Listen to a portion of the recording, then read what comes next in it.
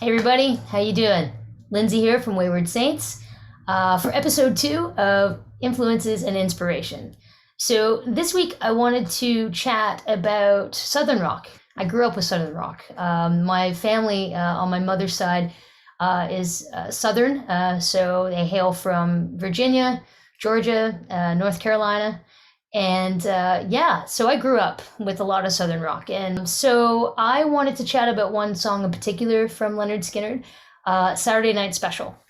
And the reason I wanted to start with Saturday Night Special is mostly because that song, like a lot of rock songs that I really like, has a message. And the first time I heard Saturday Night Special, I remember how I felt. Uh, when that opener comes in, those drums and they're just like this marching drum, and it's so exciting. I literally had visions of this rock band kind of like doing this sort of like war cry marching drum through the streets, like they were going to tell me something extremely important. And interestingly enough, that this song does actually have a very important message. And most people actually think it's just anti-gun law in general, but that's not actually true. Saturday Night Special is actually the term of a handgun that was largely an illegal handgun in the 70s that you could obtain very easily for around $20 at the time.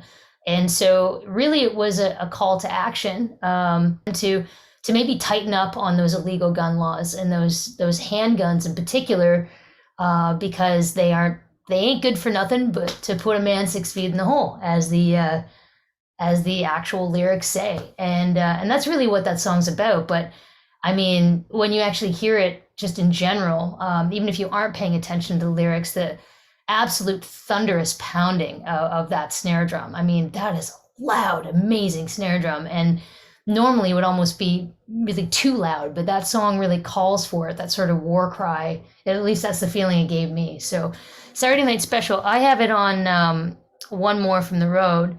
But it was actually on the album Nothing Fancy. So that's where, after it was released as a single first, it ended up on Nothing Fancy. But this is a great album too, so check it out.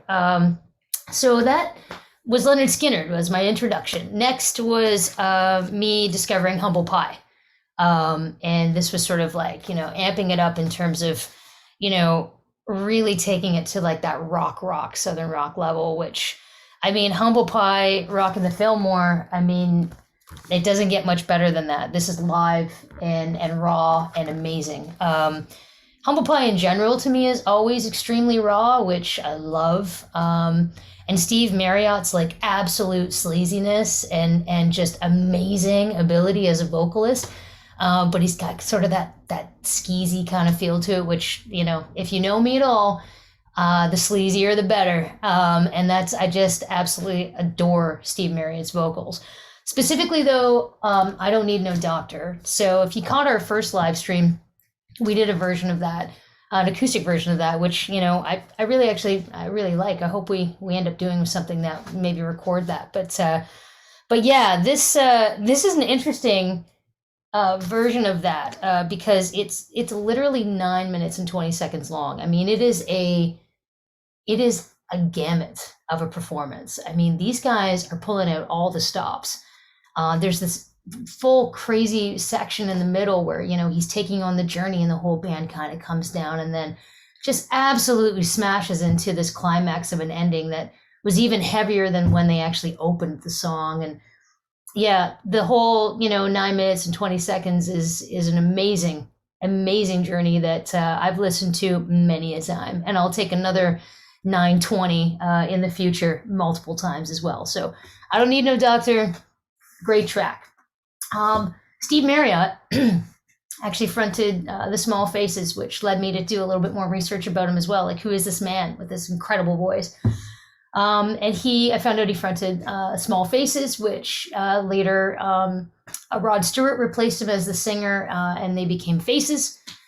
So that's my third song. I wanted to talk about Stay With Me, Faces, which, I really don't get tired of that song either. And one of the main reasons is the intro is so cool. You just don't hear a lot of intros like that anymore in rock and roll, where it starts out, like really sort of like the tempo is fantastic, and you're like, yes, let's do this. And then it just swings you down to this cool swagger and stays there, which is really neat. And then they kind of bring it up again.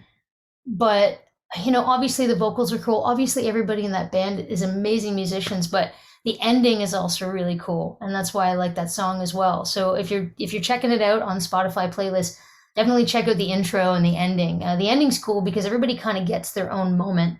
They just all of a sudden break, and the band breaks, and then, it's just the guitar player, or it's just the drummer, or it's just the keys, and it still remains super funky, and then they just pick right back up and break again. And that dynamic ending is incredible, but it reminds me of like being at sort of like, old blues houses where, everybody gets a turn to really shine.